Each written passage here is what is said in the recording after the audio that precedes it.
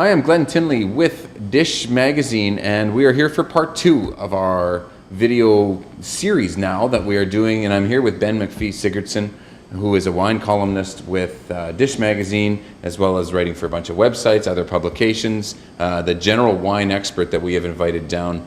And we're here talking about California wines as part of the theme for this year's Winnipeg Wine Festival, which the website is winnipegwinefestival.com. You can get all sorts of information, hours, everything like that that you need to know.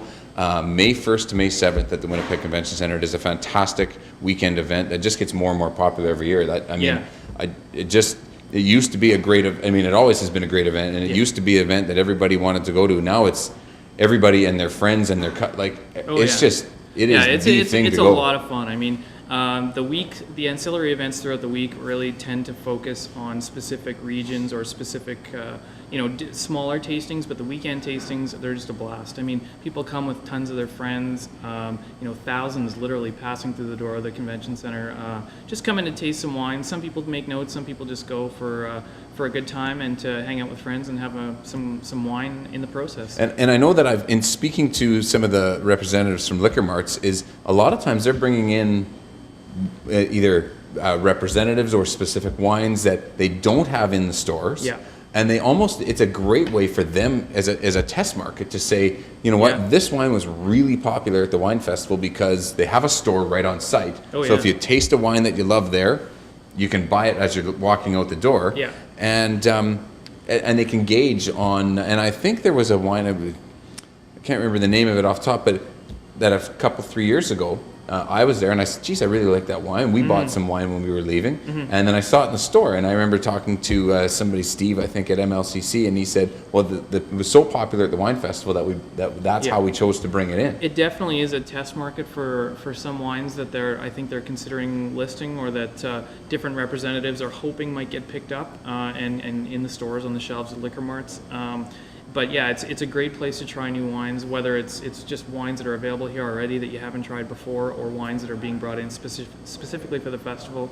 Every year, especially the theme countries or theme regions in this case, tend to bring in additional wines to those that are on the shelf. And I know that there'll be some export managers, winemakers, etc.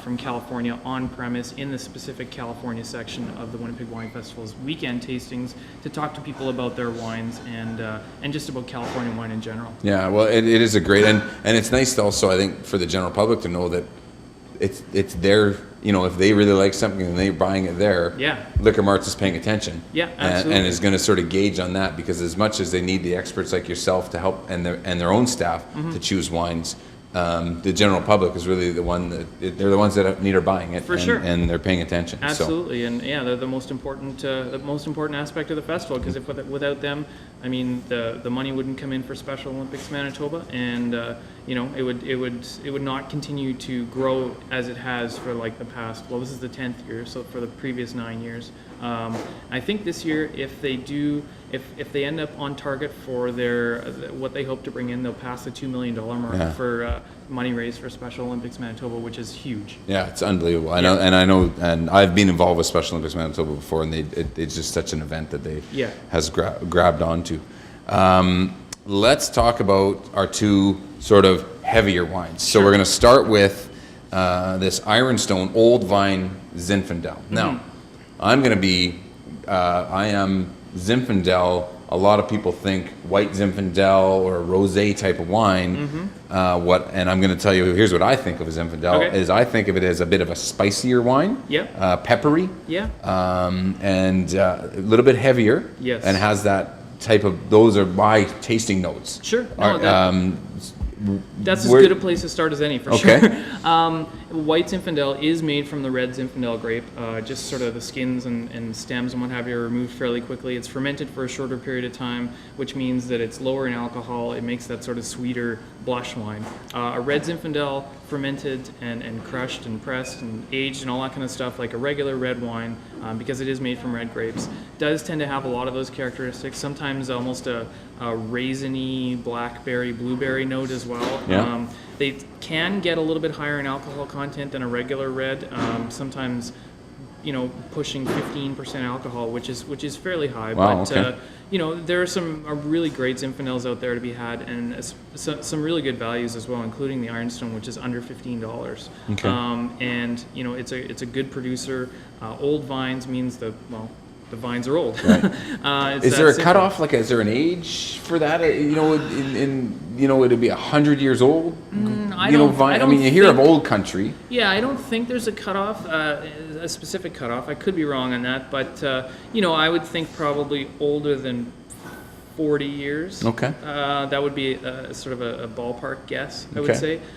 There are some probably that go back to about 100 years.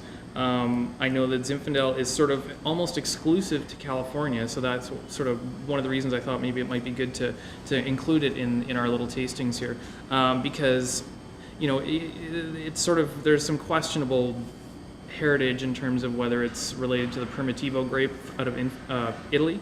But Zinfandel really is almost exclusive to California and is a really unique reflection of what California winemaking can be. Would the Zinfandel is the grape itself? That's right, yes. And would the growing conditions of California be the reason that would be somewhat exclusive? Just because is it Yeah. more a Napa Well, I think exclusivity or just the heat? I'm thinking more in terms of it's the hot, dry weather. Yeah, definitely it works better in warmer conditions. There's some spots in Sonoma that it works really well. Lodi, which is where this one's from. Paso Robles, which is a little bit further south, really hot there as well, Okay. and they do really, really well with Zinfandel. In the cooler areas like say Monterey, Santa Barbara, or some areas of Sonoma County where they focus more on Chardonnay and Pinot Noir, the cooler climate grape varieties, Zinfandel wouldn't work. Okay. But somewhere like Lodi, somewhere like Paso, somewhere like Napa Valley, yeah, definitely. So if you're thinking of trying a Zinfandel, Yeah. look for it from Lodi or Paso.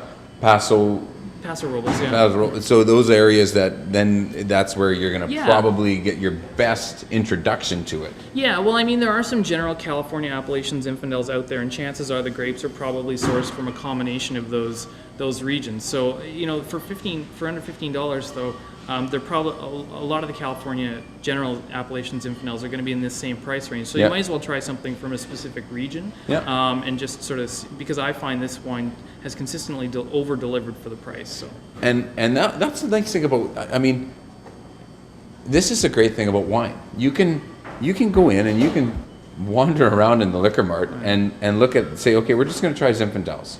And we're going to try something from this region and from this region and from this region. Yeah. And you can you educate yourself Absolutely. into what you like Yeah. based on the region or, the grape varietal or different things. To me, I think that's the most valuable experience, when thinking about and drinking and talking about wine, is just the fact that, what's the worst thing that's going to happen if you happen to bring home a bottle of wine that's not up your alley, right? Yeah. You're stuck with a bottle of wine that you're not crazy about. The world's not going to end. There's always going to be another bottle of wine out there that you're probably going to like a little bit more, and you've learned a little bit. You've learned something, and, you can still probably make it work Yeah. at the very least. Well, and I know, just the popularity with, Dish Magazine has become extremely popular. You can pick it up here at liquor marts, and but people are cooking more at home. They're experimenting. It's the things like the Gordon Ramsays of the world Absolutely. have drawn this new foodie. Winnipeg is a foodie central to begin with. We have some amazing chefs in this city. Oh yeah. But this is now starting to, try different wines and things like that, so you can experiment at home Yeah. while you're out cooking as well. Absolutely, absolutely. So let's not let's get back to the good stuff here. Sure. So and have a taste here.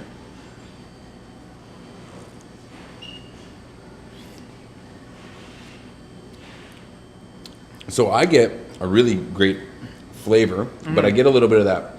What I get with Zinfandels is, I'm going to call it peppery. It's like a little bit, it's got some peppery.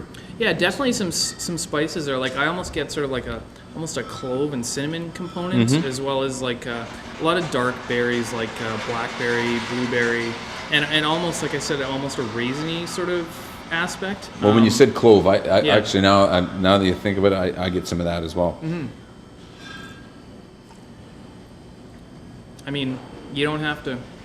You don't have to try and describe it to know whether you like it or not, too. I mean, it's just a matter of just as simple to have a sip and say, you know what, these flavors, I don't know how to describe them, but they're good. not up my alley, or they are up my alley, kind of thing. So. Well, and a lot of times you can do tastings in store and yeah, and absolutely. Stuff like There's that as often well. people sampling, especially on weekends at liquor marts and what have you. So usually there's a chance, or you go to someone's house, you just try a glass or something like that. There's usually a chance to try a bottle of wine or try, at least a certain grape variety or what have you before committing. And you're not committing. You're not, sort of mortgaging the farm. You're buying one bottle. Yeah, exactly. Yeah.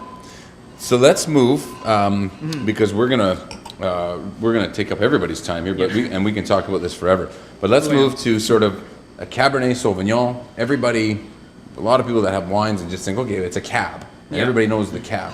So this is, I know you've chosen a little bit of a different bottle here for a specific reason. Well, it's part of it was a wine that was brought in by the Liquor Mart's Wine and Spirit Guild, or they're a member of the Wine and Spirits Guild, and it's a buying conglomerate, North American buying conglomerate that helps sort of facilitate different bottles coming into the area at good prices as well. So this is not one that I've tried. It's the Angels Landing Napa Valley Cabernet Sauvignon. It's about $18, which is significantly less than a lot of Napa Valley Cabernet, specific Napa Valley Cabernets that would come in starting at about $30. So, Okay. yeah, And so what might, and here, I don't want to compare it to the Zinfandel, but this is going to, Cabernet traditionally a little bit more meaty, more, that's a good descriptor for sure. Like typical Cabernet Sauvignon flavor characteristics or descriptors might be, cassis or blackberry, a little bit of anise, maybe some green pepper if it's a little underripe. Maybe some spice, a little bit of toffee kind of thing. There's no better. I mean, I could stand here and describe it till the cows come home, but if I don't taste it, I guess it's not really much then you're use, you're not doing anyone any good.